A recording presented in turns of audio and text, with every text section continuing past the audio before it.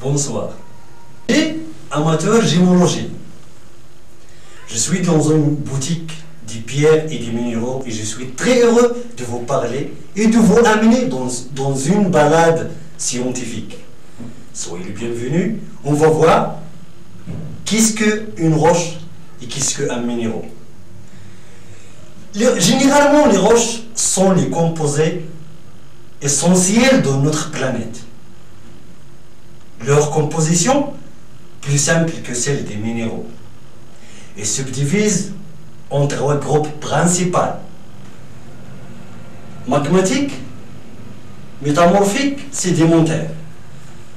Magmatique, sédimentaire, soumise à des températures et à des pressions élevées,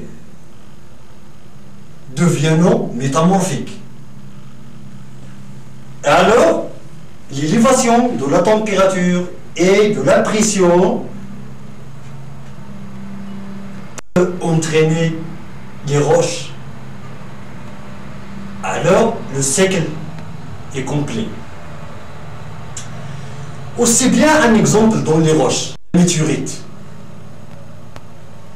Qu'est-ce qu'une météorite? C'est qu'un exemple de tout qui concerne les roches. Une météorite, c'est un céleste, c'est un fragment céleste qui traverse l'atmosphère vers notre planète. À deux valeurs. Les météorites ont deux valeurs. Une valeur scientifique, c'est-à-dire incertain, semble être de manteaux de corps formant les planètes, ou bien les planétissimaux.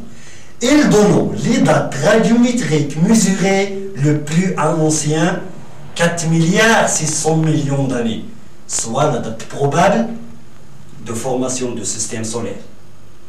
Incertain. Par rapport à la propriété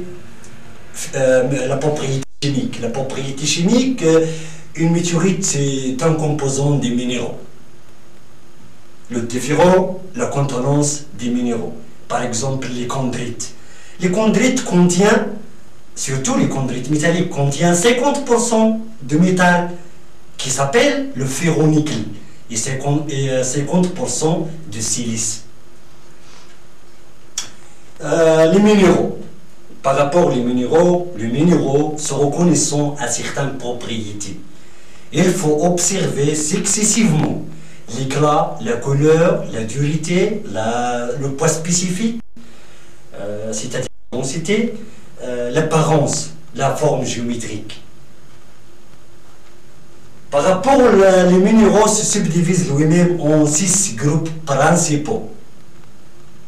Les carbonates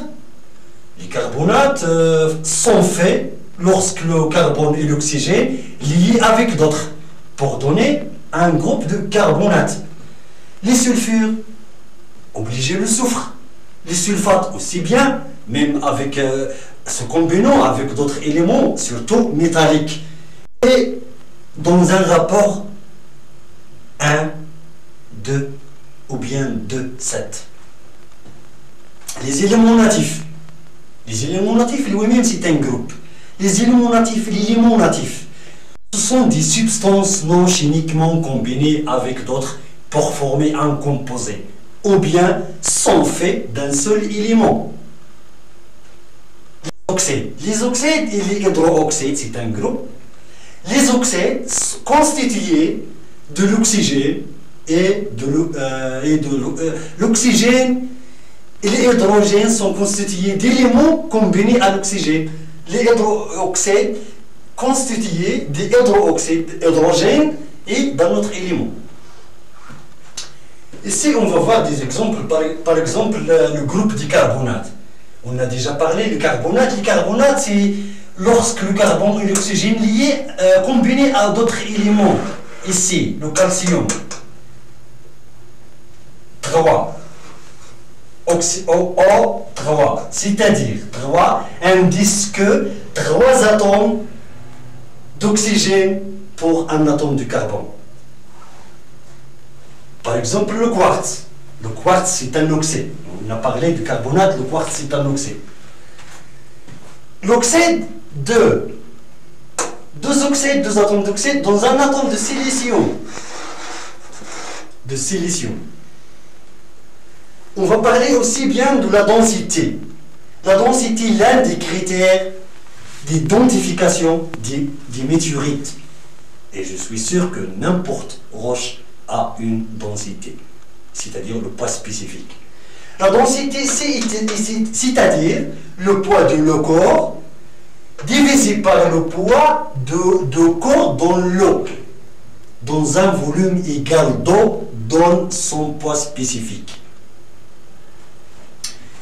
Le quartz a 2,65 grammes par centimètre cube. L'eau, c'est 1, c'est-à-dire 2,65 dans le quartz. J'ai donné un exemple pour le quartz. Ici, le quartz est plus lourd 2 fois 65 que l'eau, que son volume est 1. J'espère que vous avez passé une très belle balade scientifique. Veuillez agréer assurance de ma considération distinguée. Brahim Najib Naqoub.